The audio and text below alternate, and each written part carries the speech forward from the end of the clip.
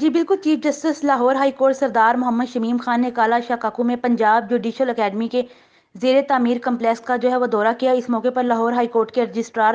عبدالستار بھی فاضل chief justice کے ہمراہ تھے۔ D G Punjab judicial academy Habibullah Amir, secretary C and W Tahir Khurshid Sahib, special secretary finance, chief architect Punjab, chief engineer building Punjab, chief engineer highway Punjab سمیت دیگر حکام نے فاضل جج چیف جسٹس کا استقبال کیا۔ چیف جسٹس سردار محمد شمیم خان نے اکیڈمی کمپلیکس کے تعمیر شدہ بلاکس کا بھی دورہ کیا اور کلاس روم، دفاتر، میٹنگ رومز اور دیگر شعبہ جات کا جائزہ لیا۔ Secretary communication and works Punjab اور چیف انجینئر بلڈنگ پنجاب نے فاضل چیف جسٹس کو اکیڈمی کمپلیکس کے تعمیر شدہ اور زیر تعمیر